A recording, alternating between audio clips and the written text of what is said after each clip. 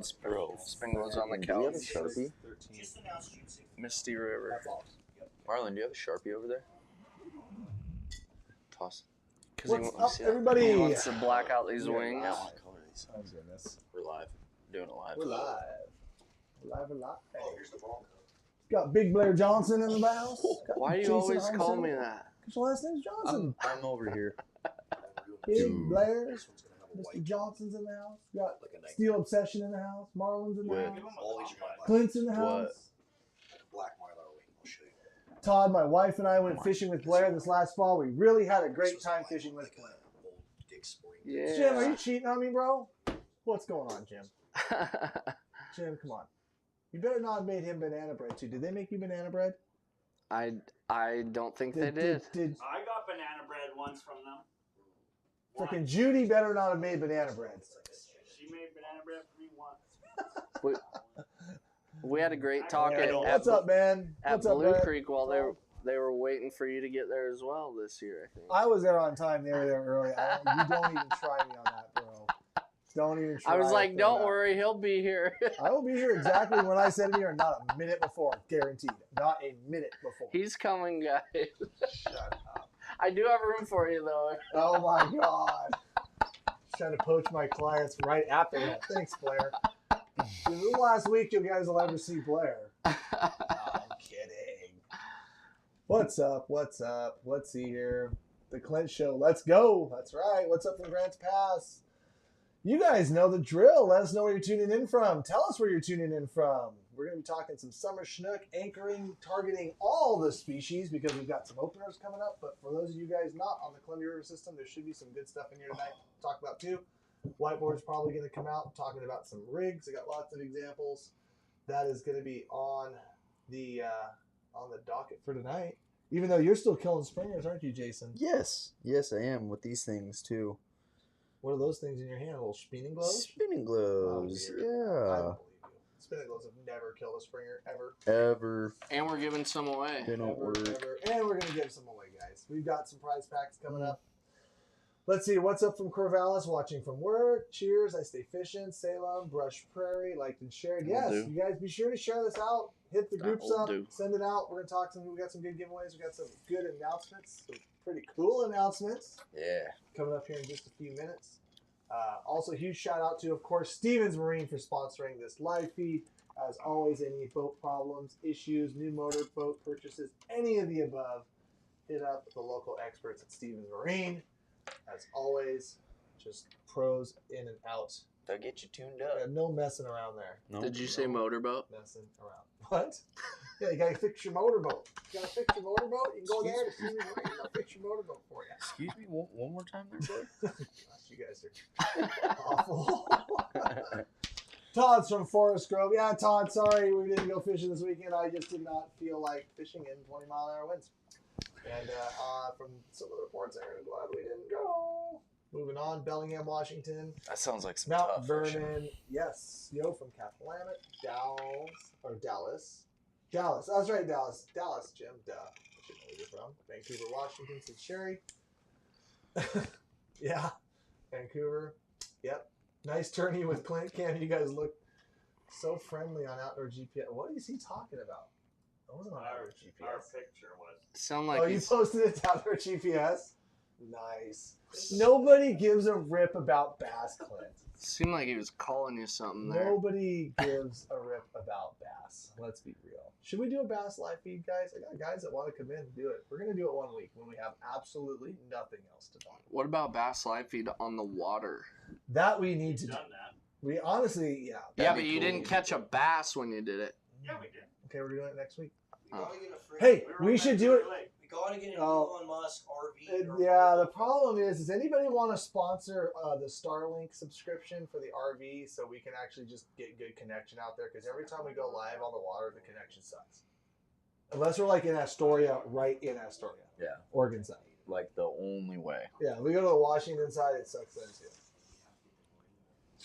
Yeah, Shane, I saw that the Castmasters one for the last live feed came in Monday with the spinning gloves. Can't wait to try them out. Yes, sir. I saw you asking questions about that. Glad you got them already. It's pretty cool. If you guys are commenting below, if you guys are liking and sharing and thumbs up in this video, we will select the winner. from the comments. So let us know that you shared it out. Let us know that you liked the video and let you know you get a thumbs up and all that good stuff. Yeah. We'll send it out. Got my first largemouth of the year Sunday. Sean, that's awesome. I'm going to go out and chase some largies tomorrow morning. Looking forward to it. I'll take a guided cam bass. Yeah, okay. We can do that. I'll take a guided trip cam bass. Huh? Something like that. I don't know. No, you said it right the first time. I'll take a guided cam bass. Just one now. Just one. Yeah. It's all $250. One, Yep. one smallie. Totally river. I can get you a The bass. quickest trip we're ever going to do. One cast. Can you give me some information about the hours for the storefront? Corey, I think it's 10:30 to 6:30, Monday through Friday, 10 right to now. 6:30. 10 to Yeah, 6, 10 to 6:30. Located in Ridgefield at... It's hard to find online. I will get it on the website soon.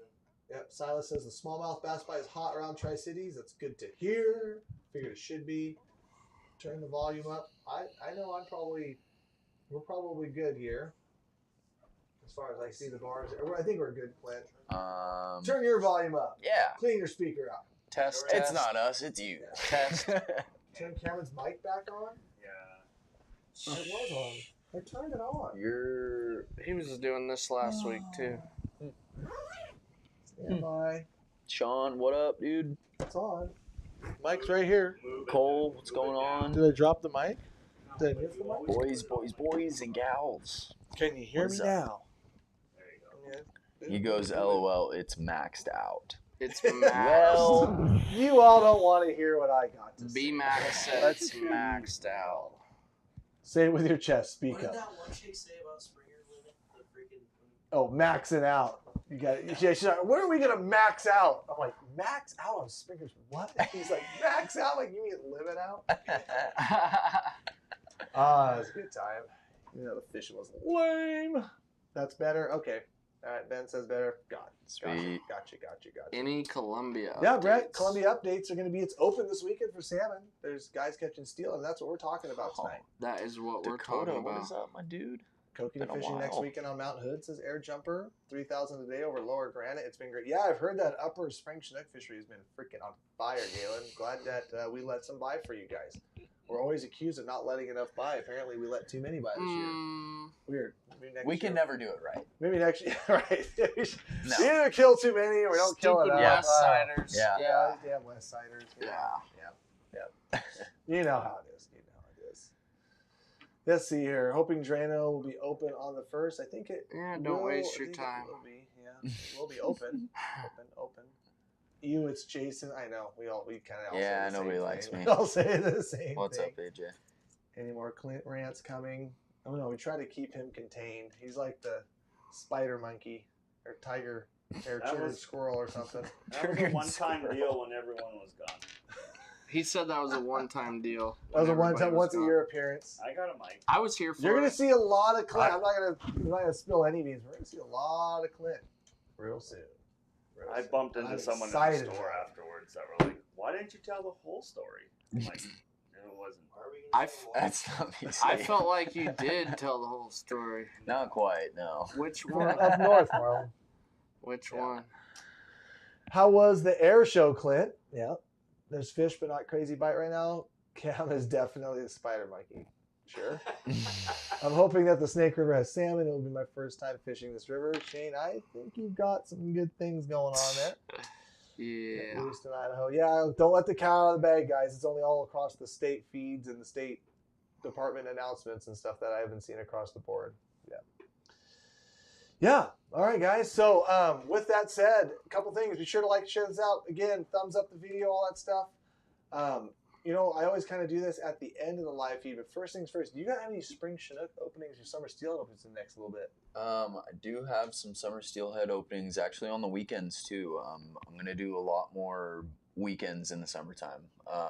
And then for spring Chinook, I do have a handful of dates.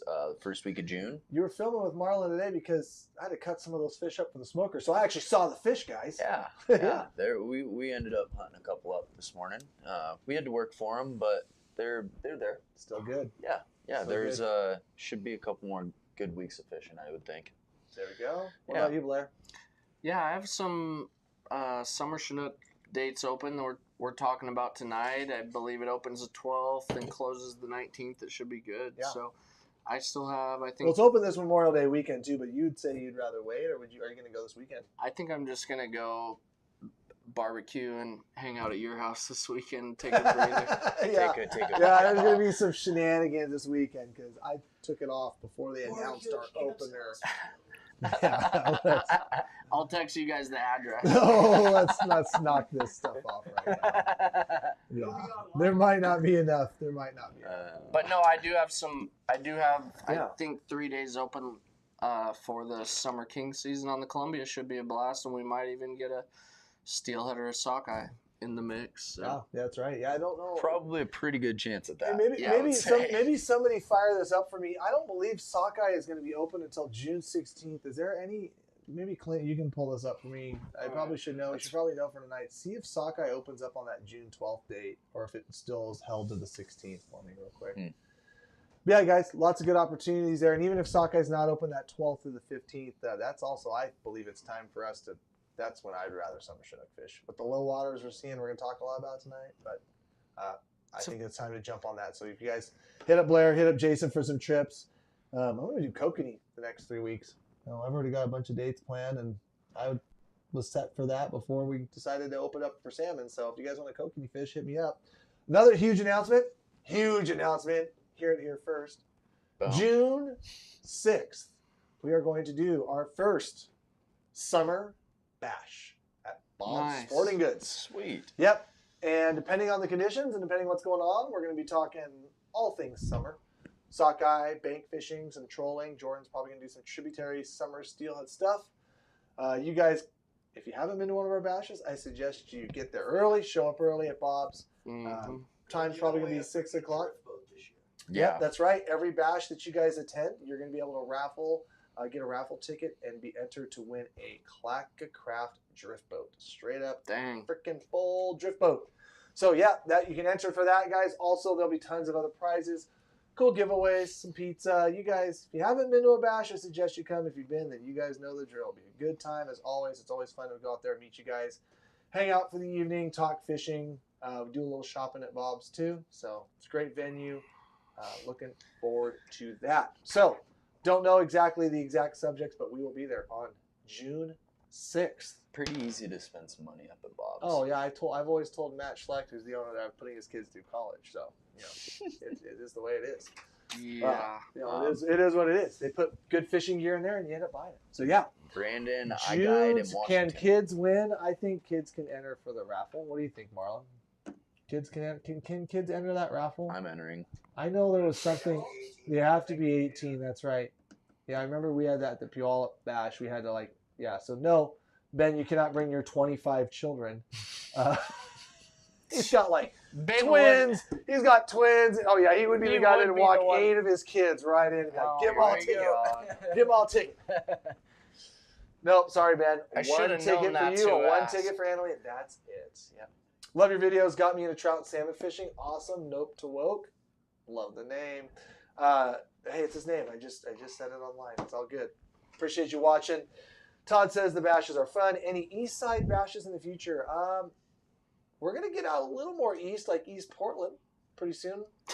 Not gonna talk about exactly the date and stuff, but we do need to expand a little bit more on the bashes. But for right now, I think we're looking at Bob's, Fisherman's, and Stevens Marine for the first round. But Bob's, June 6th. That's where you want to be. Yep. Boom. That's my birthday. Surely I'll win it. Okay. We're not going to be announcing the winner of the drift boat at Bob's. It is for the whole year and all the bashes. But the more bashes you attend, the more tickets you get to drop. Yep. Get there. Yep. Let's see here. There's a height requirement, Jason. Gee, I should have read that. Sorry. Bob's Burgers. That's my birthday show. I have a rule for Bob's. I can't grab a basket in order to not spend $700. Oh, dude. Yeah. Yep. Yeah, it's a pretty easy 1, 2, 3 bills going in there. Pretty easy. Oh, dude. Of course. Now, another thing. Oh, my gosh. I didn't bring it up because I just got done filleting salmon. Another big announcement.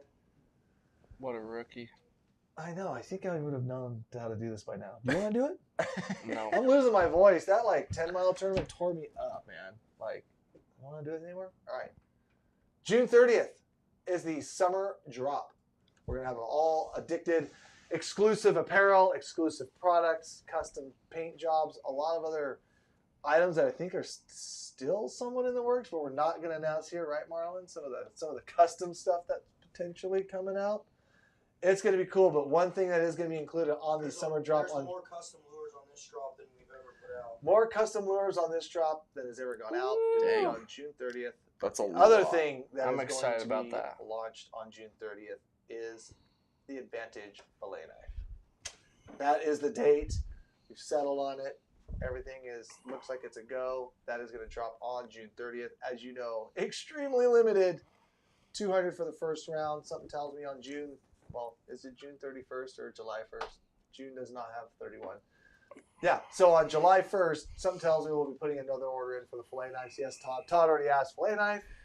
Would be my June guess. 30th, guys. Oh, Brad Ringer says knife. Yeah. You guys are all right on it. That's good. That's the date. It's settled. June 30th. Yeah. There we go. So now that you guys all tuned in, you guys got to hear that. What else is going on, Marlon? What do we miss? What's the price? $799. At least that's what we said when we filmed the video down below. It'll be slightly less than that. Slightly. It goes up every time people keep asking. Yeah. People were asking a lot last week. It was like, oh, it's gonna be like $250. Oh, it's gonna be $399. Sold. I want 3.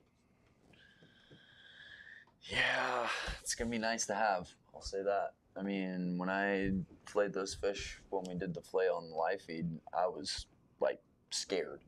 Like, Don't hurt yourself. Yeah. We are not responsible if you cut your arm off. yeah. I can see myself buying more custom lures that I do not use. And they're collectibles, man. Just like Hang them on the wall. We're excited too. Yep. It's on film evening, guys. Whoop, whoop. How many springers did you guys catch this year, Cam? I caught 4. It's pretty good. Pretty good year. What do you think, Blair? How many did you get? 6? You got more than me. No, like 3. You got 3? No, you got more than me. You got 6. No way. Jason's got like 500, so if anything gets shut down, blame Take the Jason. Take the 2 zeros off of that. Blame Jason. I don't really know. And those numbers, like, it's not how many I caught, it's how many, like, my individual clients caught. I think I only personally have 3 or 4 on my tag. And those are, like, probably all I'm going to keep. For the I got year. 1 and you took it home. I took it home and smoked it. It was fantastic, by the way. I didn't see a piece of it. He's like, here's a piece right there. That's it? There you go. Yes. Just We had brought to some- complain a little We brought bit. some Springer to snack on tonight. And we already ate a bag. Oh, I'm not sharing, so. So that's all you get. So busted out the smoke chief and had to smoke up some Springers. You know. All right. Anyways, all right, guys. Let's pick a winner. Let's put the prize pack together real quick. You've got a bunch of spinning glows. What else? Some Got a Cast Masters? Steel Obsession custom in there too. Oh, he even. Will you sign, I thought that will you was sign mine. some of the wings? I'll just put JH right there. SOGS. Steel Obsession Guide Service. Yep. You're not putting that on there. Where Watch is me, Marlon? bro. He's finally back, says Need Sharon. some fine Sharon, what do you tips. think Marlon's doing right now? Sitting on the couch on his phone. Are you shocked by that? I'm trying not to fall asleep. He's trying not to fall asleep. He had to wake up at 3 a.m. He's like dying. Like, welcome to our world, buddy. Yeah. Every That's day, why I'm not a forever. guy. But that's why we take naps, though, too. I'll admit that. If I wake up at 3, I'm taking a nap. You have to be on a nap program. Dude, I was- to function I was correctly throughout a crying. normal hour day, you have to take a nap. Yeah. No, there's Yesterday, I left my house at 1:30 and I got back at 5. Oh. So I don't. You guys. My cap's off too, You guys buddy. that drive. She says, wake his ass up. He's up. He's just. He's barely up. He's up. working. He's actually sharing the live feed out and doing all the important stuff. You know. Actually, yeah. That's, He has to watch the NBA finals. That probably is what he's really actually doing. Yeah, he did just check. He admitted he just checked the scores. There you go. Yep. Who is the sexiest addictive fishing member and why is it Jordan? Because he's got the hair, guys. He's got the hair. Come on. All right.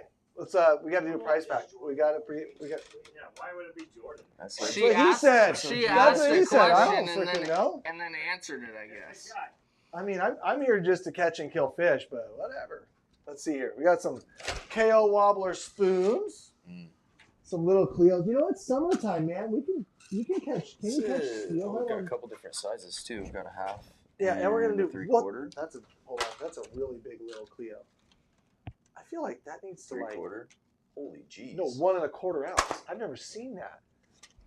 That's like a wobbler. It's like a buzz bomb, bro. You better attach a 16 ounce to that thing. Excuse me.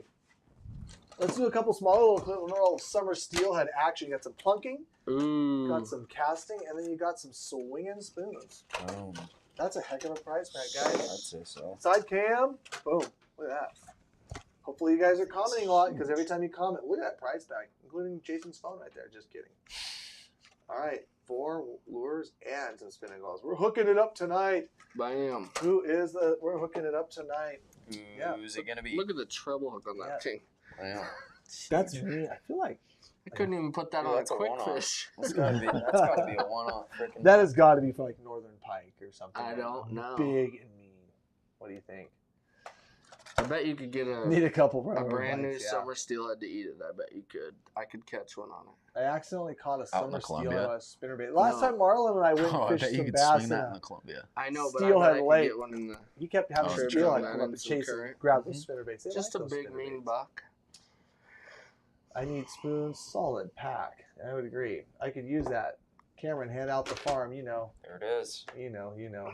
Oh, Yeah, let's take a look at that real fast. So go spring Chinook hatchery steelhead. Okay, so that's definitely not going to include the summer Chinook. Thank you, Clint. Appreciate that, I man. don't think so. Yeah. Salmon and steelhead, daily limit 6, up to 2 adults may be retained, of which no more than 1 will be released. All salmon other than hatchery Chinook. So that says no sockeye. And that's for the June 12th through 15th. So right now, 16. okay, 4 good to know. days. Yep, good to know. The 16th will be open for. So if you want sockeye. sockeye, just Yeah. get the 16th through the 19th. Is what it is. Good to know for that. Appreciate it, Clint. Let's pick a winner for this. Get our comments back up there, bro. Sorry, what did you say? let's get the winner comments going. up and select a winner. We got a few hundred of you guys in here tonight. Go for it. Randomize. Oh. No, it can't be her.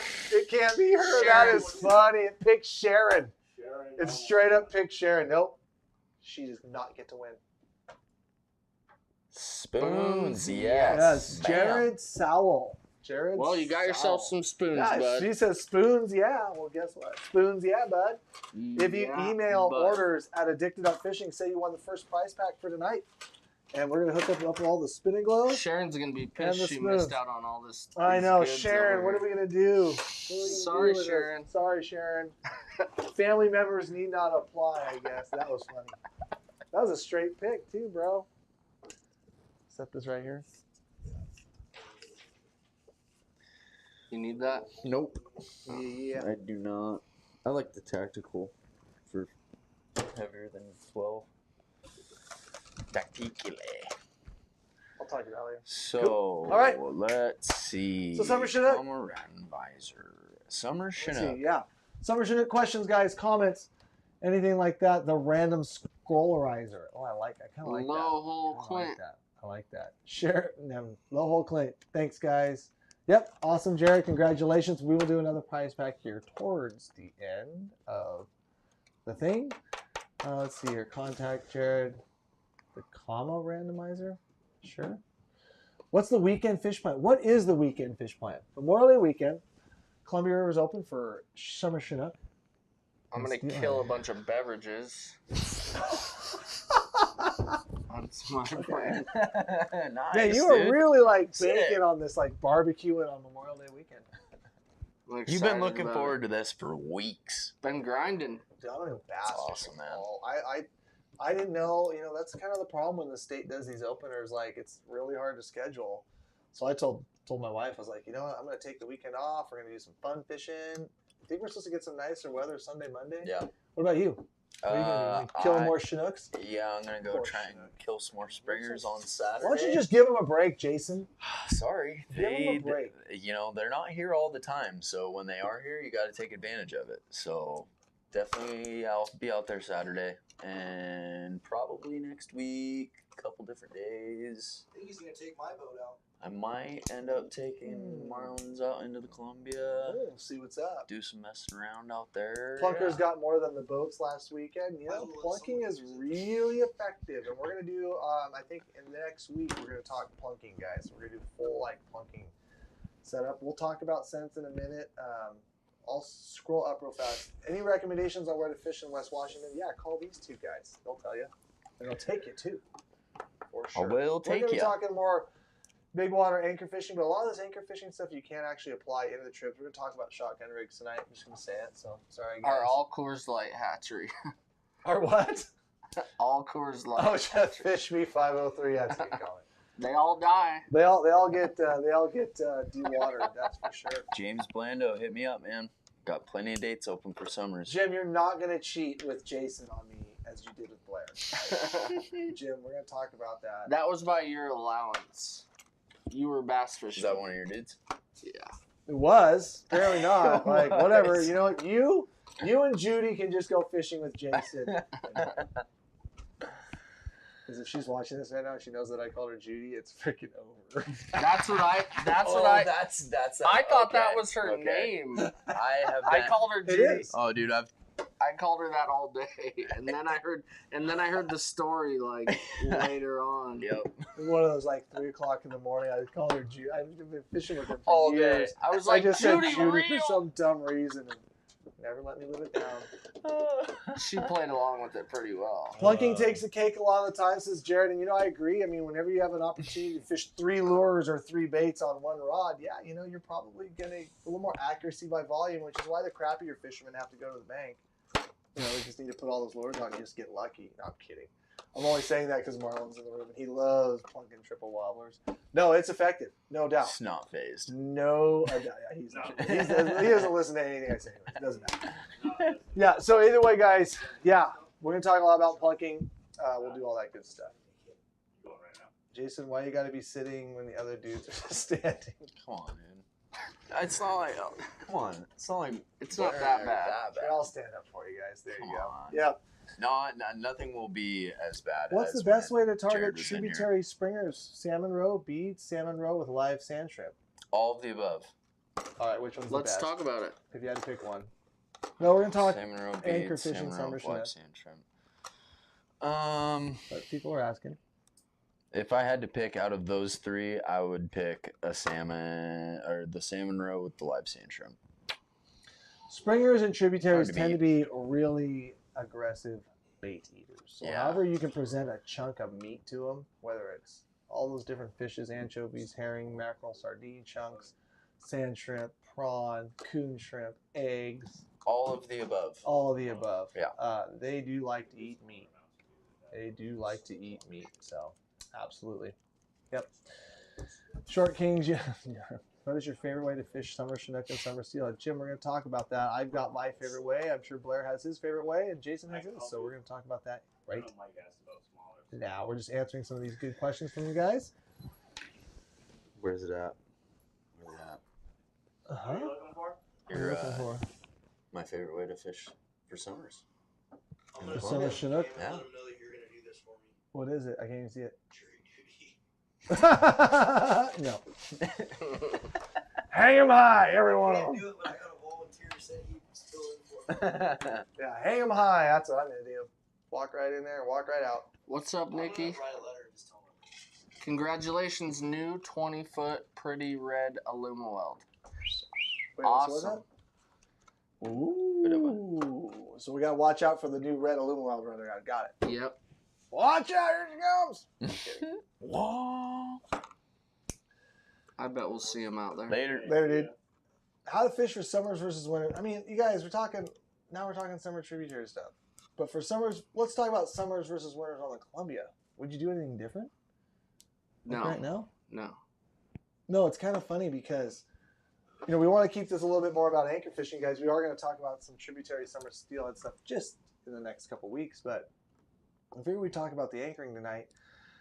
But honestly, when it comes to the big water anchoring, the same rules do kind of apply, right? Mhm. If the water's high and murky and dark and cold, you want want to fish closer to the bank, less in the current, a lot shallower, Where the fish a lot more are. out of current, where the fish are. And if you have, situations where it's low and clear and less current, you definitely want to fish a little more off the bank, a little deeper, past the sight line. If the visibility is 6 to 7 feet it is, generally those fish won't be up in that. They'll be just underneath where they can see the surface. Mm-hmm. And so like that's kind of like the depths that you're going to want to start in. I mean, steelhead at times in the summertime in the Columbia River will run in 40 You can feet of see water. your bait. You can see your bait. Or they'll be in 4 feet of water. Yeah. But they'll also be in 40 feet of water. That's what. Yeah, that can make it hard. So it is kind of like if you have that, if you have that low clear worm situation, they're going to be a lot deeper. Where you won't generally see that in the winter, but right now with the way the conditions are, you're probably plunking the same way you're doing it in the winter. Yep. Or anchor fishing on it. Anchor fishing. Yeah. Yeah. But I would fish it the same. I think it's easier to target them. It's easier to target them on the bank than it is in 40 feet. Oh, for sure. Yeah, when they're all running the bank and you have those higher when you conditions, know they're bigger tide, and you have those things compressing the fish. Yeah. Or I summer think it might be time for the whiteboard, folks. Or summer steelhead. Yeah. I don't know what the question was, but Well, the difference between targeting them in the summer versus winter. yeah. Hold on, guys. I got to get all. It's been a while since we busted out the ye old whiteboard. Yeah. We'll get some Cameron art tonight. Cameron art tonight. It's gonna be some Blair art. You keep saying it like that. No, I'm not saying I could do better. Blair art. Got to get all my neat little freaking doodads out. So what we're meaning, guys, because one big takeaway when we're talking about tonight, and we're talking about summer Chinook, winter Chinook, steelhead, any of the above, right? Finned creatures. Finned, fat, big, lazy salmon and steelhead, they all do kind of act the same. Like, would you agree? Yes. I mean, at least Very, very similar. very similar. Yeah. I mean, I'd say Chinook generally run a little deeper just because they're a little bigger, more of a creature that likes to kind of stay off the banks a little more than steelhead do per se. Yeah. Yeah. But when the conditions are low and clear and the fish don't want to be like running around and being seen by everything that's on the bank, they'll go deep too. Yep. Well, so you guys gotta get this dry. Yeah, but perfect.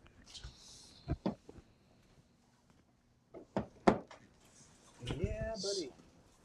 Summer you. Chinook, dude. So, first things first, where to target summer Chinook? Columbia River. I'm going to do this awesome like drawing. It's going to look like the bank. We'll do a little point. Hit it up. Big Clint. boulders. Side cam. Nice sandy gravel bank. Beautiful. Current is going this direction. This is where the water, well, actually, I shouldn't even do that there. Mm-mm. This is the bank. Current's going this direction. Fish are swimming this direction, right? When the water is really high, when you have visibility less than a couple feet, fish are not going to sit out here in the main part of the current. They're going to run tight to the bank. They're going to crawl up the bank like this, get around these points, and head up. However, when you have heavy current flowing down the river, you're going to see these big seam lines that are peeling off, where this current back here could even potentially be a back eddy, right? Mm-hmm.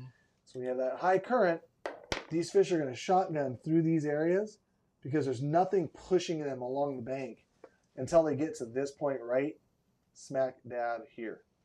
Right? And a lot of these spots, a lot of these plunking spots, or a lot of these areas, when you have current that's barreling down the river, every fish is going to swim up and go around certain points like this, or certain areas, whether it be a piling line, whether it be a point. The idea is that when it comes to anchor fishing, you always want to position your boat and your gear to where the most fish are going to swim behind your boat. Now, when the water's low, for instance, when the water's low, current's not that fast, and it's really hard, obviously, to like kind of describe like what fast current is or what low water is. But when you go out there and you fish, you can try different approaches, right? Like when the current's low and there's not much of a seam line coming off this, fish are going to swim up out here. They're going to swim here. They're going to swim here. So there's not going to be like a concentrating effect on the point, and they're going to be out here. Identifying like during the time of the tide, during the river conditions, or what's going on is going to be paramount, because if you have the best situation where the water is up and they're all swimming around a spot in the river, is way better than when they're shotgunning out here. However, if the water's low and you're sitting up here fishing this spot and they're all just swimming out here by you, you're pretty much pointless. Or you're not putting yourself in front of all those fish. So when we talk about like low water, high water, that also could just be like tidal. You know, if you have a big tide, a lot of outflowing current, you know, the river could be low, but the tide could be huge, right? So that speed of that current, that ripping current, is going to push those fish into the bank. Mm-hmm. As that tide backs off, they're going to pull off. They're going to be out in the bank, they're going to be off the bank. Basic description. Now, makes sense.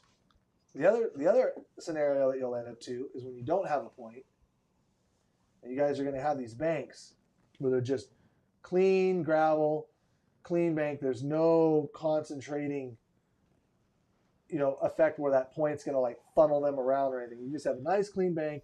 Maybe you got plunkers on there. That rule will still apply, because if that current is barreling out here really, really fast, those fish are still going to hold tight to this bank. They're going to try to creep up this in, you know, anywhere between 2 and 10 feet of water. Yeah. You know, like I said, getting out there in the morning, you know, watching a boat, maybe sitting here on anchor on the inside, catch a couple fish. I don't know. I've never understood this, and I see it all the time. But when you have the situation where the current's barreling down and you watch this boat catch like 3 fish in a row, and you see these boats not catch anything, they're fishing out the back of their boats. That's my awesome drawing. Where does the next boat usually go? To the outside. He usually goes right freaking here, don't he? Right?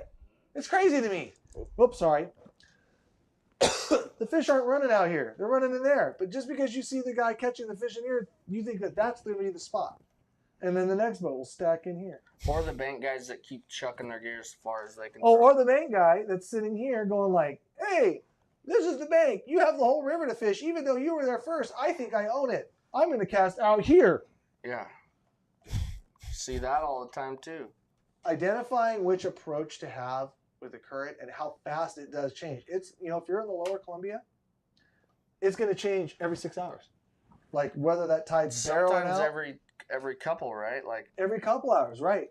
Those fish may all run in tight in the bank when that current backs off, they might spread out. The second boat starts catching them. Yeah. The third boat starts catching them. Just having that kind of mindset when it comes to throwing a lot of this anchor gear out is huge. Now, sometimes you have spots where you have a point that comes out and you've got like a ledge here, and out here is like, we'll just say it's 40 foot deep, like off this ledge. Current's going this way. Here's the bank. These are boulders. Here's the boats. So sometimes you'll end up like this, where every fish coming up the river is running deeper. This is a shallower bar right here. They're going to run deeper, but then they're going to hop over this bar, right? Another scenario is a lot of times you'll see people anchor their boats on this bar or on this hump. Wrong. Right? And so, like, let's pretend what I'm trying to get at with this is because this is the one thing that annoys the piss out of me. The first in boat one that gets particular there spot. The first boat that gets there in the sees the morning. guys catch their fish in the morning, and he's going to stick his boat right on this hump. And now his gear's fishing back in the soft water. What that looks like, guys, this way. I don't have a blue marker to deal with it. Here's the water. Here's the deep area. Here's the ledge that comes up. Right? Current's flowing this direction. Here's the bottom. This is like rock, big rock, boulders. Right? The boat that shows up in the morning wants to sit on up, so he positions his boat right here. And he throws his lures down there. And then that's whatever he's throwing.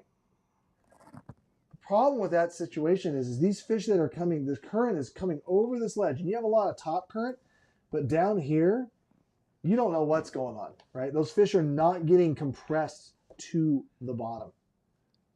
Right? Hydraulics. Hydraulics, baby. So what's going to happen is fish are going to come in this direction. They're going to come in this direction, and they're going to come in this direction, spreading those fish out again, just like they're spreading sideways on the bank. This is now like a cutoff view. Like this is, yeah. So here's the back of the boat. Here's a person. Hi. Here's his windshield. Yeah. It's like why fish? Why does it have a windshield? Right. Good question. Yeah, it's like why Because fish? he's anchored on the wrong spot. Because he's anchored on the wrong spot. Oh, that's bad. Why fish? There's in a lot of really good swimming windshield fishermen. pool? Be careful with that. Why fish in a swimming pool when you can fish in a hot tub? Oh, I like that. And the hot tub's where the party's at. Yeah. So all these fish are going to move here. Boop, boop, boop. Because as that current's barreling down, so you don't want to anchor your boat on the hump. And your lure You might not even be working down there. You don't know if the current's going backwards. Not only are the fish not shoved down against the bottom of the river, but you don't know what your gear is doing. right. You want your boat over here, so your rod. Here's Mr. Fisherman. Doo-doo. He's got his line, bang, right there, and there's his lure. Yeah. And now every fish that's swimming up, boom, boom, It's in their Boom. face. that fish is going to the face. And since they're trying to push up over that hump, if they're trying to push over that lip, that's when they're going to bite. That's when it's going to be in their face. You're going to want to whack it out of the way. They're angry. They're aggravated at it. No. Yeah. Look what we started on the windshield bait, guys. Let's not do that. The path of least resistance is here, and then until they have to make a move and get concentrated there. And on your first drawing, you I can go back to. I can draw it again, really. See how that boat though doesn't have a windshield? on your first drawing, you had like 40 feet was out here, and maybe there was a bunch of current barreling out here in the 40 feet. And then those fish were getting shoved in because of the current up over top of that ledge. So if they're back there where this drawing is now, they also might just swim. They might Around. be coming up over the ledge on the other side of it. Yeah. Oh, just completely around the baits. Not where their baits are. Yeah. Yep. They're not forced to swim right through where the bait is in their So you might be getting a 50-yard lane that's all getting shoved over your baits right there, but back here it could be those fish aren't quite there yet. Mm-hmm. And Shane says, does the same rule apply for bank fishing? Not wanting to cast into the drop-offs. Absolutely. Again, if you're on the bank, so you have Mr. Bank Angler here, right? You would want your setup thrown into this ledge versus down here in the softer ledge. Could you still catch them? I'm not saying you don't catch them here. What I'm saying is that when you're anchor fishing or you're still fishing, and a lot of this stuff is going to correlate with plunking. We're going to do a plunk live It's feed the here in a same. couple weeks. It's also the You same. want your bait in front of the most amount of fish you can get. And that changes. Your approach needs to change throughout the tide, throughout the water level, throughout different conditions. It's like kind of like salmon and steelhead fishing rule 101, because for the most part, salmon and steelhead are stupid fish. Sorry, they are. They will eat. And they're travelers. And they're travelers. And if you put something in their way, they will eat. They are. It is pretty funny because, I mean, everyone, myself included, have been out there on the days where we don't catch them. But when there's a lot of salmon around and they're moving through your gear, or you're seeing a lot of them in the hole, or you're seeing a lot of them jump in, any of that kind of stuff, they will eat. Like, they will. But what, like when he's talking from the bank though, when you're looking at the different drop-offs the other way from the bank out, like, I know what you're aren't talking you about. usually trying to cast and run those ledges? Those are ledges. right when the fish are. So I guess I don't know if that's Sure. what he was asking. I could If probably. you want to draw that. Draw it I'm up. losing my voice so fast. I'm gonna try to make a topo map, maybe. It's all Well, spot. you can just do the same thing with humps, but you're looking at it. It's all spot specific, and learning that. Mostly this I don't know. It'd go the Closer. other way. Yeah. this No. this applied to like anchor for fishing anchor humps, but fishing it's the same towards bank guys too. We'll say 10 feet there, and then maybe a 20-foot contour line Comes back up. that's like Yeah. steeper, and then steeper. I think this is what he's saying, right? So you have 10, I don't know, 20, side cam. 30, 40. Hold on, just stand by. Standing by. Current's flowing this direction. I think this is what he was asking, and I think this is what I'm going to try to portray, because you have a ledge this way, right? Yep. Is this what you were trying to say? Yeah.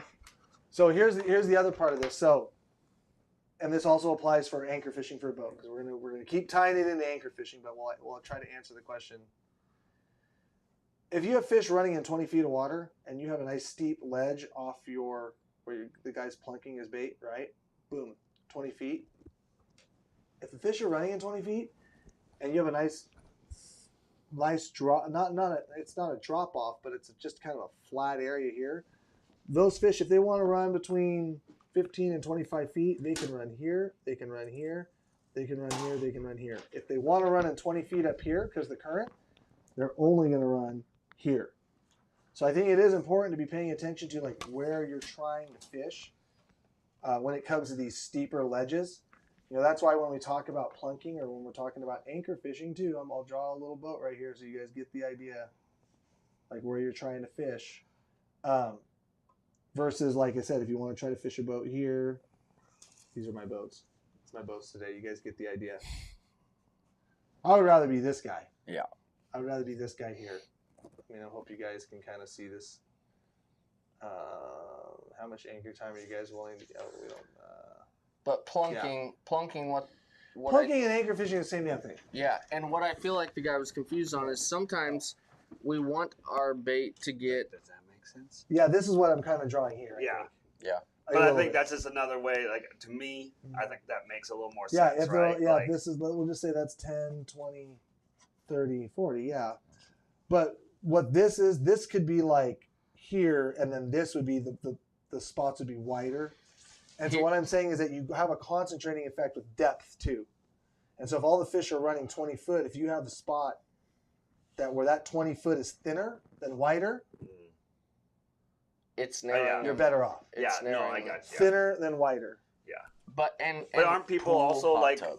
this, like trying, like when the to fish get are all just running over just the 10 over feet the or ledge, just over right? the 20 feet. He's Yeah. talking about ledge. We're talking about more like not throwing your Bottom bait in the contour, yeah. hole. Okay. Like if it's all 20 feet and then you have one part of that 20 feet that's 25, you don't want your spin glow or whatever it is sitting in the 25 necessarily, right? If the contour is all the same, Right. maybe you want it to be up in the 20 because they come out of it and then they see your bait.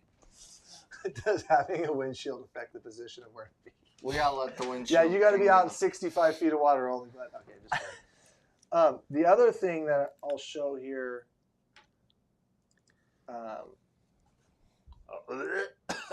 which I think could be Hold real that thing important to still, talk about, Jason. and where I see What? a lot, is sometimes you guys will have. I'm trying to think how to draw this.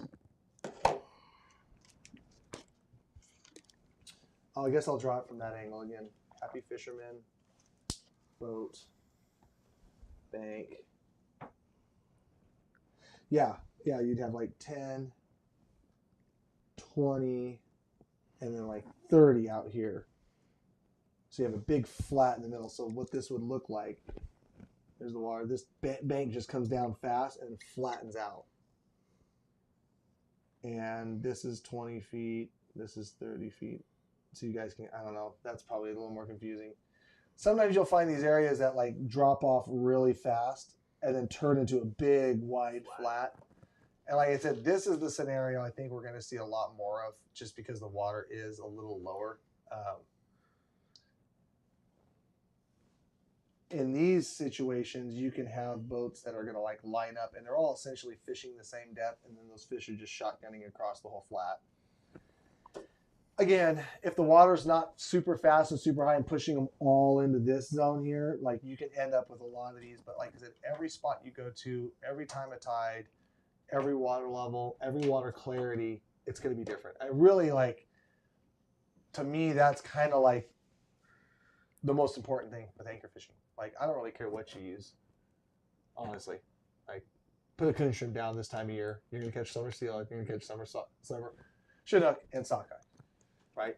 Whether you put it on a spinner glow, whether you put it on a spinner blade, pond spinner, like all that kind of stuff. This, to me, is like... Just get in front of as many Right. fish as you can. Yeah. You think the fish run Can all people over? hear you? Do you have a mic on? Yeah, I have Okay. a mic on. Okay. It's on. Do you think fish run all over that flat, or would you want to Yes. be in that inside boat right along that ledge? Like you I guarantee you, at some point in time with the tide or the water clarity, like you're going to want to be Mr. Inside Boat here. In the middle of the But tide. what I'm saying is that just in the middle of the tide. But depending on your tide Right flows and depending on the fish, like what I'm saying is when you go out there, a lot of guys all year long, no matter what, will fish this spot or this spot. Like, and they just go there all year long and they're never willing to adjust or change. And when I'm anchor fishing, like, I'm trying here. Oh, that didn't work for a little bit. I'm trying here. That didn't work a little bit. I'm not seeing them electronic. I'm trying here. I'm trying here. Like, guys will go out and throw their freaking anchor for 8 hours during that outgoing Because they caught one there. because they caught them there one time, and Yeah. that might not be what's going down. And I almost. There are times. Hold on. There are times, just to put this in perspective, there are times where there's a tree right here, and the water level is so freaking high that it's up here. You're fishing around the tree. It's kind of like that same concept, right? Those fish are going to move, and they're going to move around. I'd say that's not true though. I've never No. seen Cameron pull his anchor and move. He drops in one spot and then he just murders. generally, it. I know and where then the you fi- leave. Generally, I know where the fish are at, so I max out and then I leave. There Yeah. was I max out. there were days last year where we moved 3 times in one tide. One set. tide setting. Because they were there at the beginning, right on the speed up. Then maybe they got closer to the bank. Then maybe they moved back out. But we have these Spot things lock called jog, yo. Exactly. fish now. electronics where we see where they are. We're giving away some juice tonight. Well, I mean, if we want to talk about anchor fishing, you know, We could have just showed them what was on the end of the line. You're telling them where Well, to go. I mean, Good luck finding that in the Columbia. Yeah. Finding mean- what? Cameron's boat.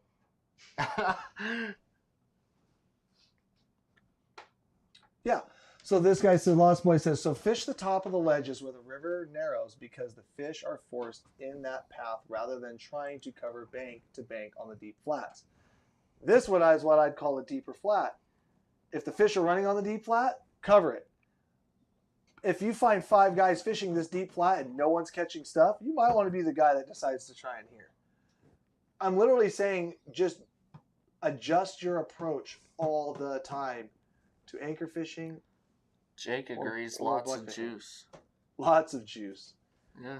Don't be the stickler and race to the spot at 2 a.m. to get that spot because it might not be that spot during that tide series. It might not be that spot during that part And it of could the be tide. the spot for 3 days. And You're guess right. what? The tides change. Right, every the day. tide's weaking off, and now they're not there anymore. I know Clint was supposed to get a tripod for this camera like a month and 2 months. You 3 could have months. just probably no. set He it hasn't on done that it yet. thing and aimed it like you did Frickin' the other Clint. day. Yeah, but then it's It's like true. upside down. Well, we could do this though.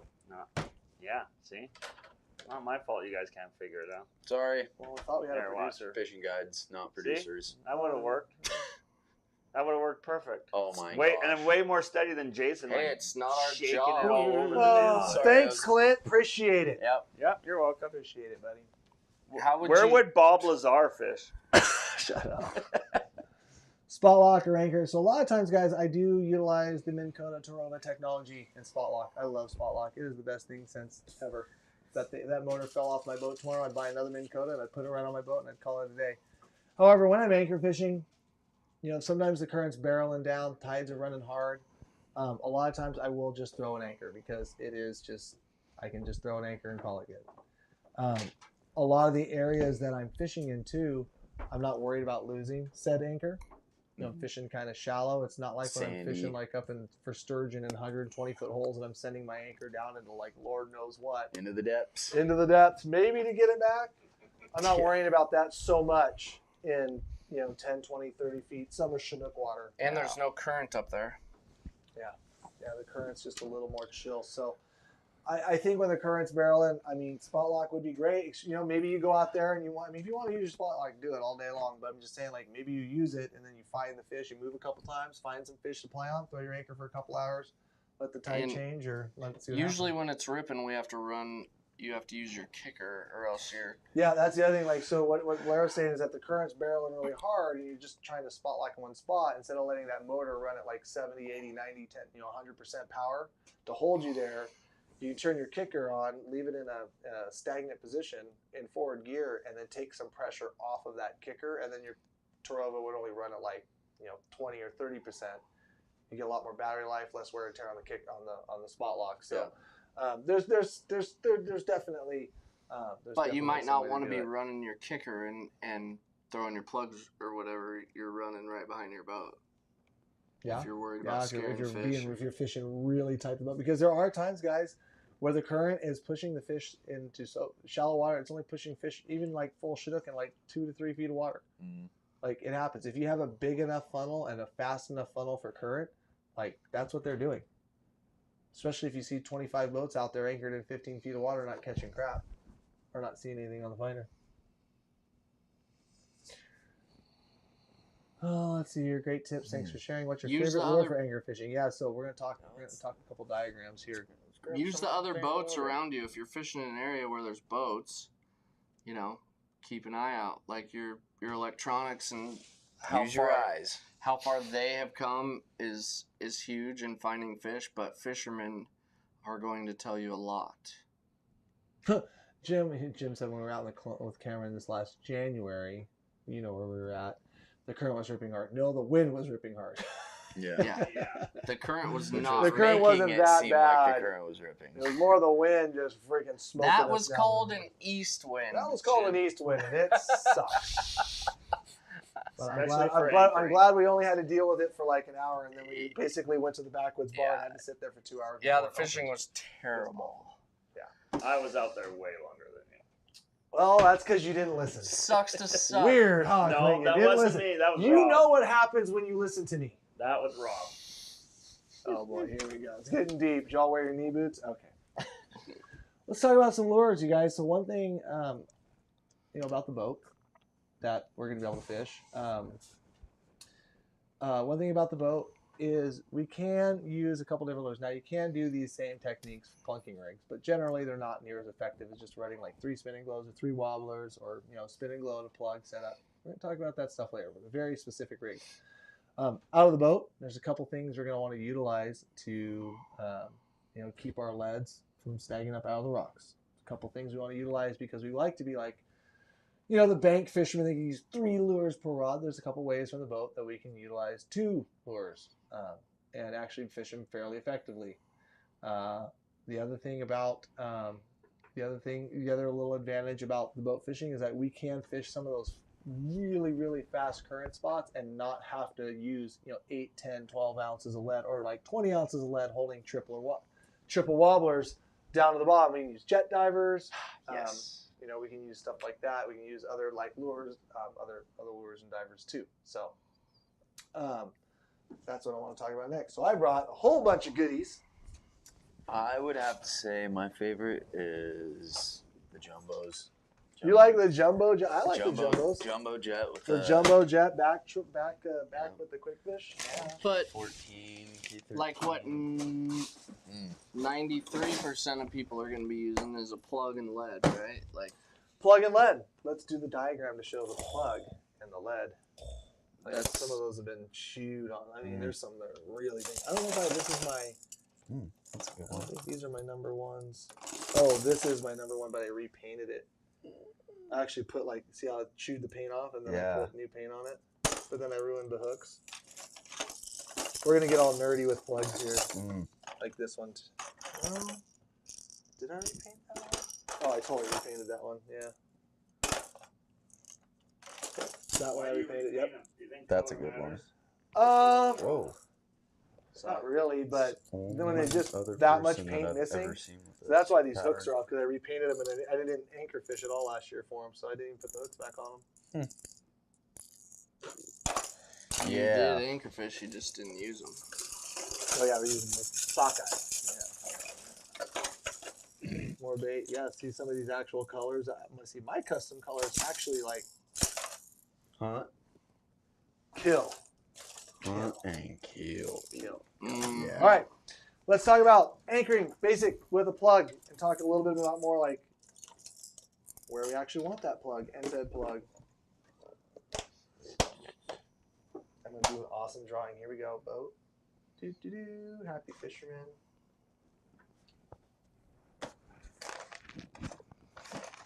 on. You better watch it. Jason's gonna walk away with some of your stuff. I can see it on his face. Dude, look at these little junior divers. Tiny little things. Tiny little guy. Oh, yeah. Wants them up. There it is. Boom. Man, I did such a killer drawing right now. Mm. You're gonna have to hold that up. Yeah.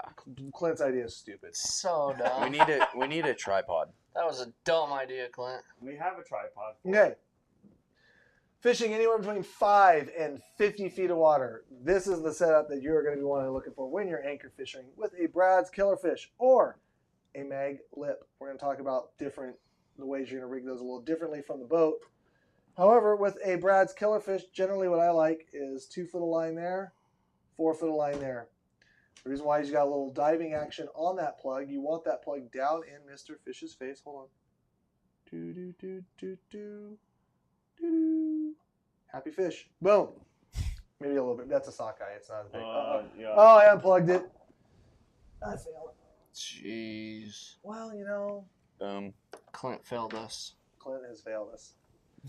There's my plug. There's my water. Now, notice how the fish, he's swimming this direction, obviously. I'm sitting on top of the hump. And whether this is a wobbler, whether it's a maglip, whether it's Your gear is Spin sitting glow. on top. gear of it. is sitting Spin glow. on top of the hump. Yeah. Anything. This can be whatever depth. This could be 5 feet. This could be 50 feet. 20 pounder, absolutely. Oregon 20 right there, baby. Weight, diver, plug. 2 foot, 4 foot. This is on a slide. You guys have known this kind of stuff. Are those With always your lengths? Yeah, with that 4 and 2, does it ever dig into the bottom? Yeah. Or no?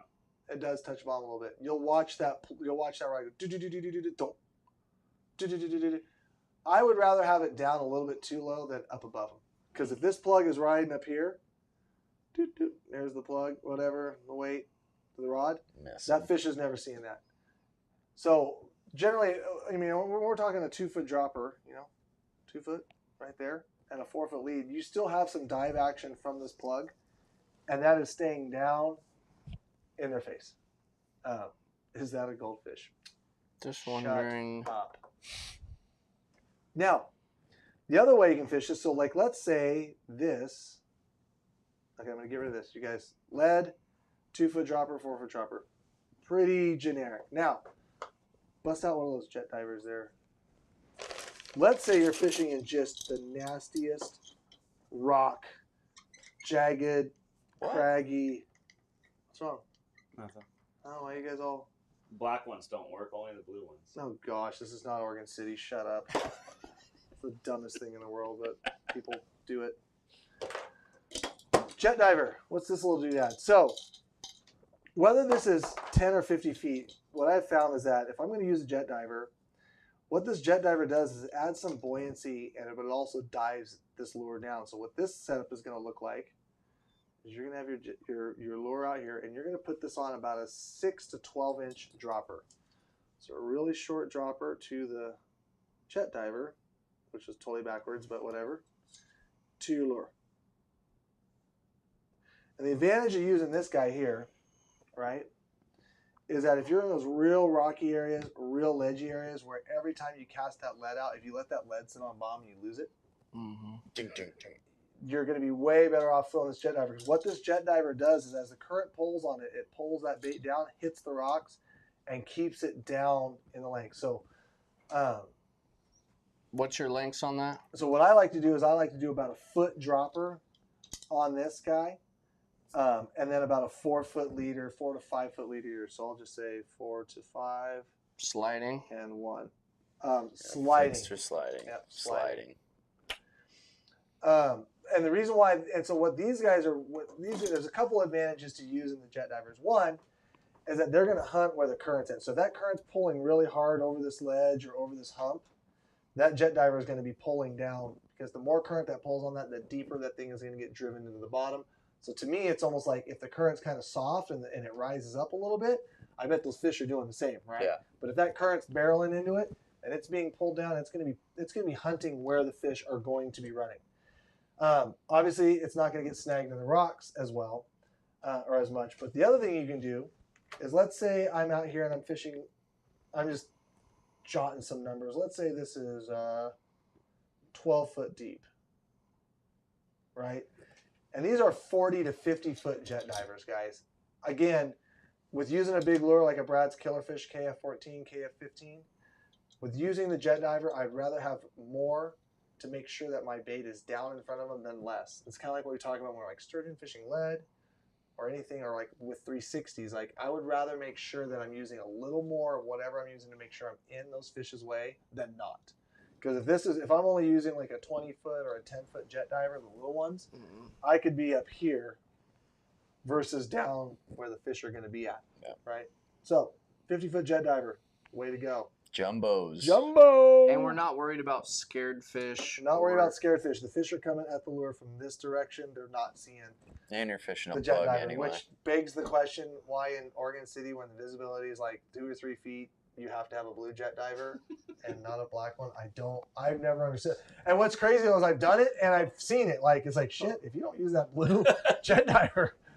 But I think it gets in everybody's head that you're going to have the one. I run, the jumbos that I have are blue. The 30s and the 20s that I have Or red, I bet. are spray painted black. Or black. Yeah. Well, there you go. Anyways, jet diver is cool. The other thing that's really cool about it is if you're using a line counter reel, and let's say you're not on an area that goes down. So let's say it's just a big, craggy, crappy, rocky flat, right? There's no hump.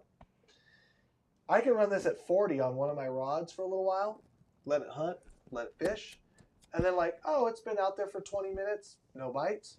Now I can just open my bail and let this thing run back another 10 feet on the counter and put the bail. The other thing is if I get a bite, if I know where all my gear is fishing, I can also replicate it.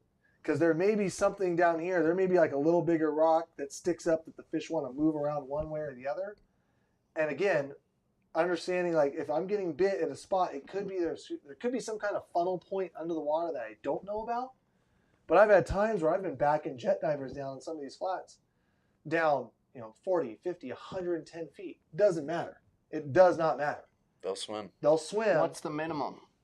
The minimum, I mean, if I was in 12 feet of water, 30? 20. I was just going to say 20. I mean, most of the time it seems like if I'm running the jet diver to this one rocky area that I like to fish, if I'm running them, generally I'm in like 18 to 20 feet. If I run the jet divers, I'm putting them out a minimum of 40. But I was then going to I'll say go 40, 60. 50, 60, 70. Yeah. And spread them out. Yeah, so it's really cool to be able to do that. Now, you can do that with lead, but then you got to cast it, you got to back bounce it. Again, this is a rocky area. It's really craggy. I'm going to hang up those leads a lot. I'm going to use those leads a lot. Well, isn't it? It's also nice when you're in a hog line and someone anchors in the wrong spot. Oh, Clint, you freaking called it out. All right. Yeah. All right. Let's talk about that too. So because that's another time because I can That's why I like them. I can back bounce, a quick fish if I have a lot of current. Well, let's say I don't. Let's say the boat, this is the first boat that got here, You don't want and to the cast hump's a lead back 110 here, feet. and he's, they're fishing their lure here, and this is out 40 or 50.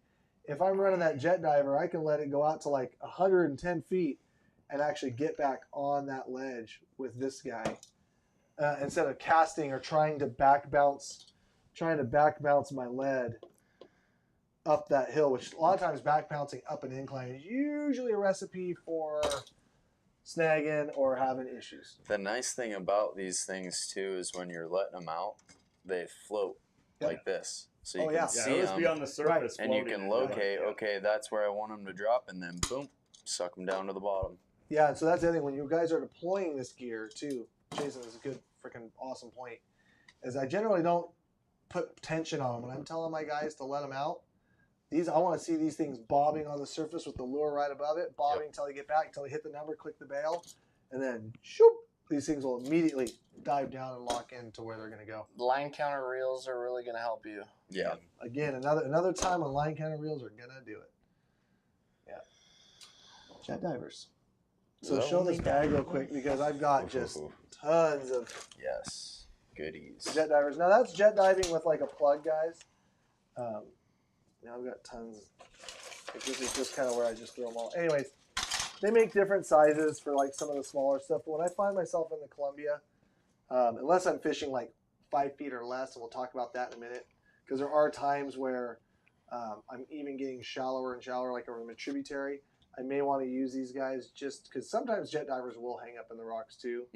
But you guys kind of get the idea. Now in this bag, because it's all my jet diving bag, I also have floats. We'll talk about these guys here in a second. I make these. We use these for years. Unfortunately, it probably won't be a year that they're used, but we're going to talk about those next. You keep track of your jet divers and which ones hunt better than others? You know what?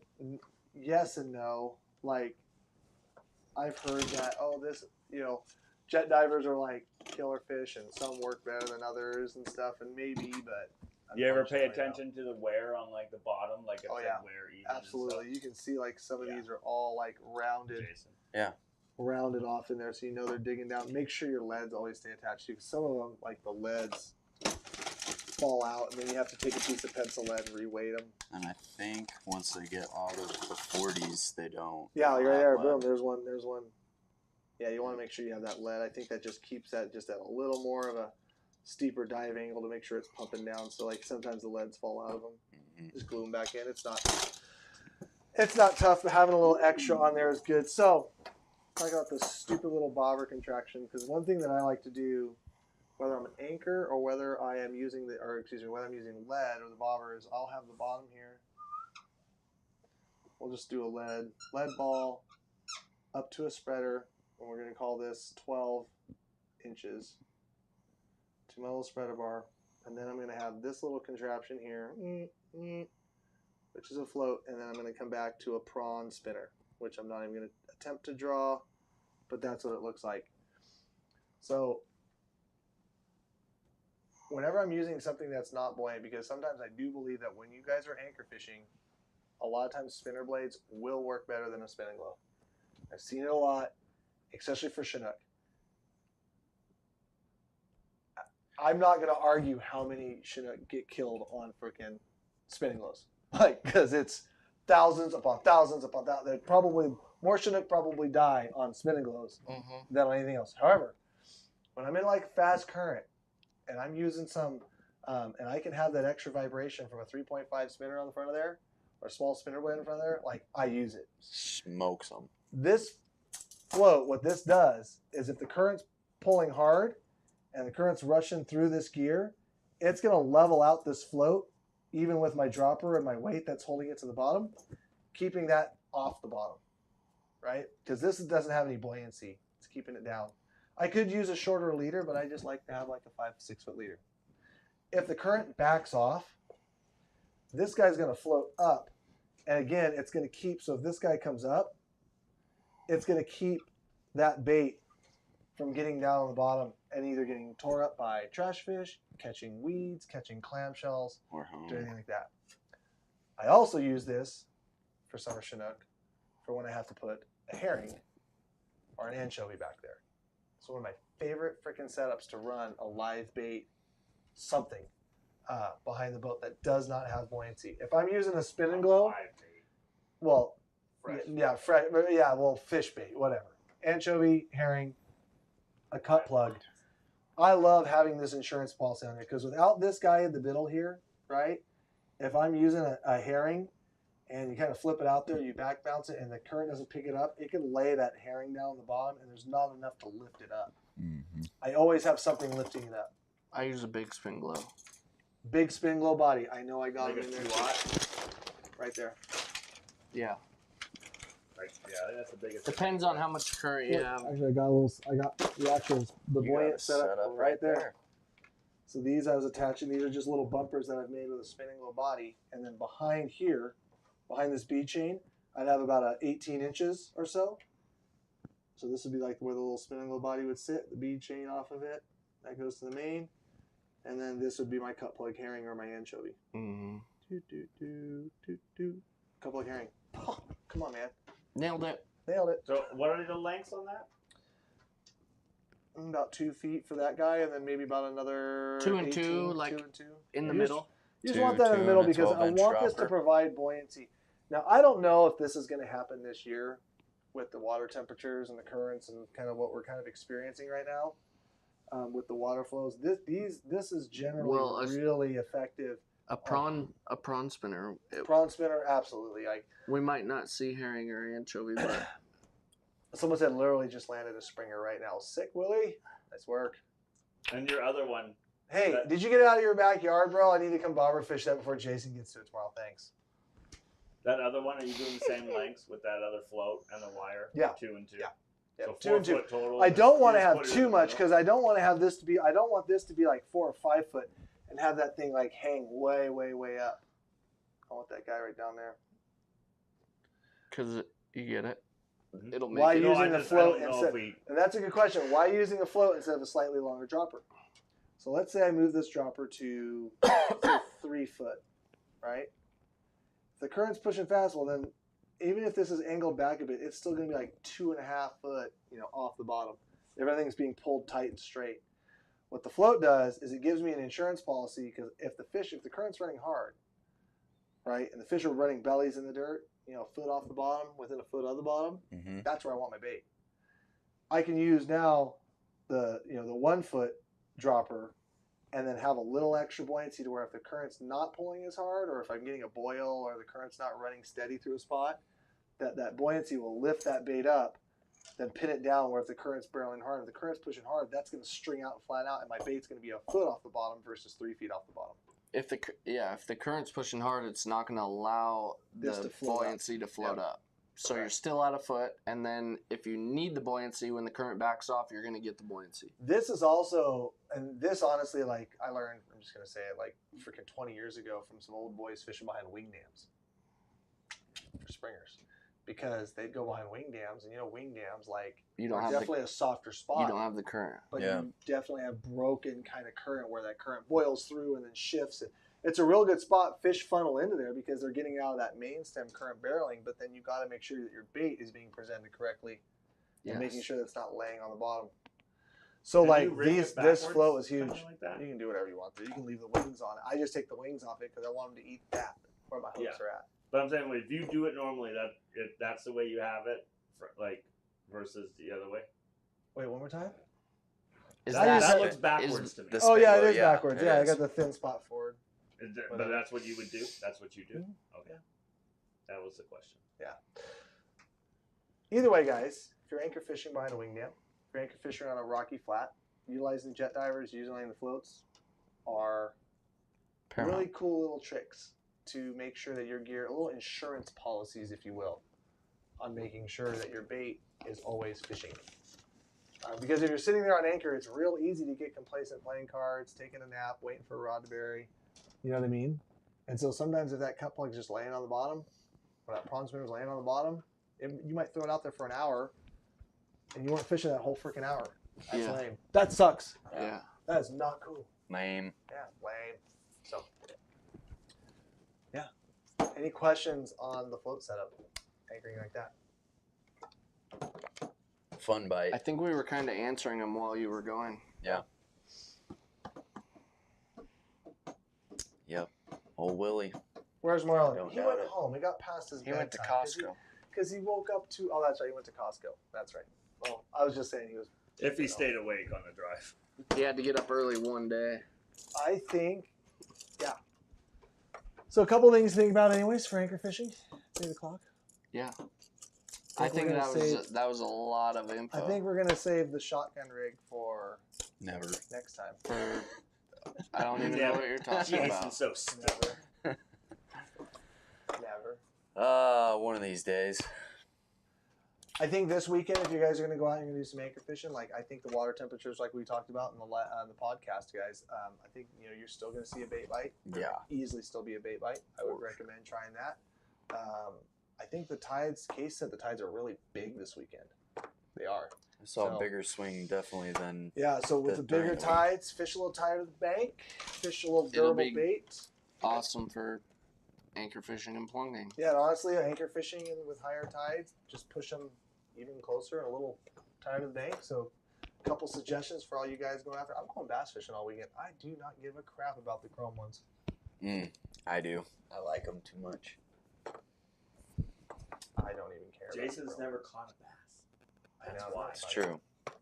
Very true. Well, you really haven't caught a bass until like a couple weekends ago too. So Good stuff. let's be A real. little too much.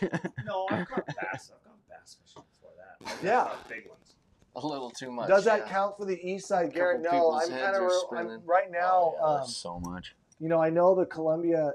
I mean, here's the thing. Like, if you're fishing the east side and you're fishing some of those, I mean, dude, I've never fished like Snake or anything above like McNary. I think is open. I don't know what's open. Check your local rules and regulations. But right now, I know like for the Columbia River below Bonneville, it's open this weekend.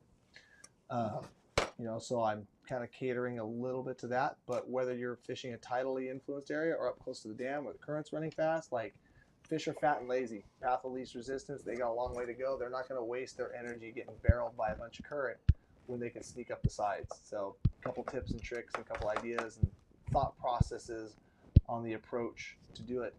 Yeah, Richard, it might be a really good weekend to just straight up bank fish too. Like I think with the bigger tides, when the tide's burning, those fish could compress right to the banks. Bunch of steelhead around too. Yeah. Yeah. You gonna rock your bass jersey camp? No, we didn't get a chance to do that. I really wanted to do that. Maybe next year. Yeah, maybe some crabbing, shad, and striper fishing. Oh, shad. Striper. God, I need to catch one of those. I hooked one that was like 20 pounds a couple weeks ago. We were down there for a bass tournament. That thing hit that swim bait harder than I've ever been hit on a swim bait. Striper. Oh yeah, I lost a giant. I was marlin. It's crazy. Yeah. Anyways, nice all afternoon out going this weekend. Yeah. No, I mean, I think the Columbia's gonna fish. I think guys are gonna get them. Mm-hmm. Dam counts are still what, 1,000 a day. Did they drop under 1,000 yet? They went back up to 13 when I saw. Ooh, yeah. There's gonna be some fish die this weekend. Don't fish. Yeah, The yeah. solar flares messed them all up. The bites off. Oh gosh, you guys should head south and do a noodling episode. Yeah, Mike, I'm not doing any noodling ever. Nuh-uh. I just don't care to noodle. That's not something that interests me, and I will never do it. I will not do it for the likes or the clicks on Even YouTube. if there I was could a care less. fire. Yeah. I could care less. Yeah, I'm good on that. Any questions on the anchor fishing, guys? We'll do a prize pack here. Anything else? Personal best is a 28-pound Australian. Yes, that'd be sick. Can't wait. I'm going in for a double-digit bass in Texas. That's sick. I would love to get a W. I will one day, one January, February, I'm going to send it to Texas, and I'll go get one. Can I I'll come? go get one. Yep, you can come. Okay. No, it dropped. It was What's it now? What's it doing now? 897 was the last one. 1095, 969 before that. Hey. Yeah, going to be busy, but, you know, there's a lot of areas to fish. You know, the whole river should fish below Bonneville. There's still some tributary stuff going on. Above Bonneville going on. Like, there's a lot of areas to fish. I don't think it's going to be too bad. Should be able to actually kind of spread out pretty good. Where are you going to be fishing? What river? The one. I tried, guys. The one. Follow that little Little bit blue water raft. in it. Follow that little blue raft. Little blue I'll Ferrari. post some pictures of it where to go. Drop some pins. They were supposed to catch enough stringers today to get me a stringer, but they didn't. Which Sorry. failed. I'll Even though there's say two at the back of his truck now. Yeah. Seemed like you did all right. Yeah, I did great. I did You great. came out Slept all right. in, took the old Toyota down to Gresham Toyota, got it all worked on, freaking got it all tuned up, ready to go. Yeah. I did nothing today. Took a nap. I had to take a nap. I was torched. I mean, I woke up at 8 and still took a nap. It was Oh. great. God, sounds like a great That sounds program. like my day. I'm gonna go up. I'm gonna get up early and rip on some bass tomorrow morning. Okay, let's do another prize pack here, guys, real fast. Don't forget, June 6th at Bob's, we have the This guy's asked about back bouncing 400 times. what's he said? Let's what, answer what was it his once. question about back bouncing? Right there. If you are back And bouncing lead it. salmon eggs and lead into a deep hole, do you keep it from going down into the deeper section? I mean, Because we're talking about plunking, so he's thinking of it in the small. So if you're back bouncing in a tributary, if it's just a straight It's tributary question, different. like I'd say you fish it through the hole, into the deep, and out the backside until it tails out. You're Until probably- you get back Until down you to the can't hole. bounce anymore. Yeah, no, you're if going you- all the way through the hole. Yeah, you know, that's kind of the advantage of back bouncing, right? Like Yep. if you're float fishing, You know, you set your cast on your float, and it floats. And if the top of the hole is, let's just say, 8 foot deep, the bottom of the hole's 15 foot deep, right? It's really hard. Like, you have to cast. If you want to set your bobber at 15 foot, you got to put it in the 15 foot part of the hole. It doesn't even fish it through. If you have current that's going all the way through the hole, you can bounce it in that 8 foot right down the ledge into 15, and then as it tails out, you can just pick it right back up. You might get bit in the same part of the hole every time, because that's where the fish are, but you're still going to work that bottom all the way through. Yeah. The nice thing too with the back bouncer is you can stick that lead and you can hold your bait in a certain spot in a certain position. And when they eat it, like unlike a float, Yeah. a lot of times when they eat it, You can feed it's them. like you're going to feel it, and they're not going to feel the gear because you're pushing it into them. So you can just let them choke, choke, choke, choke, choke, choke, choke. Yeah, it's very, It's a sick bite. very, very, very, very effective. Kind of tough to do, but very effective. Gotta have a feel. Gotta have the feel. Gotta have the feel for it. Oh my. What? Nothing. We're doing a giveaway. Yep. Yeah, we're doing a giveaway. I've Pick got somebody. 2 of our short bus spinners, and I've got 2 more little Cleos. Let's just do it. And if you guys have been commenting, then guess what? We're not even going to ask a question tonight. Go side cam. There's the prize bag. That's like a $40 prize bag, man. Dang. Yeah. June 6th, Bash in Bob's at Longview. No, I said that backwards. Wow, I'm getting tired. Yes, When and summer drop. June 6th. Summer drop is June 30th with the knives, all the customs, it's going to be a big one, guys. So we'll talk about that in subsequent weeks. But you can stop messaging me and asking me when the knife is going to be available, because it's available June 30th. Boom. For the most part. We hope. You never know with us. We say June 30th, it'll be like August 5th. Just keep an eye on What time is the bash? The time, I'm guessing it'll be 6 o'clock. 6. It's usually time. It But usually for is, bashes, but I'd it's get generally there- get there early, especially with Bob's. Yeah. Yeah, especially Bob's. Get there before 5. Yep, get there before 5. Mm-hmm. That's a yawn, boys. Yeah. That's a yawn. I'm right there with you, We're dude. going to pack this gear up. We're going to talk, I think, plunking next week, electronics, bass. I don't know what we're talking about next week. Something. It'll be Pick something good. somebody, Clint. Yep, pick it, and we're out of here. Prize pack winner goes to Spin glow me. up north, out west. He said, spin glow me.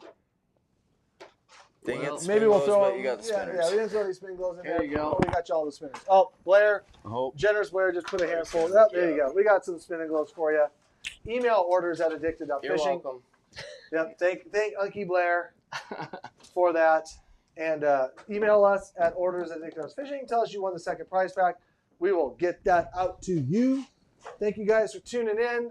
We'll see you at the bash June 6th, June 30th, the drop. With that said, we'll see you guys on the river. Enjoy the weekend. Don't forget what it's about, as always. And yeah, see you on the next one. Cheers. Later.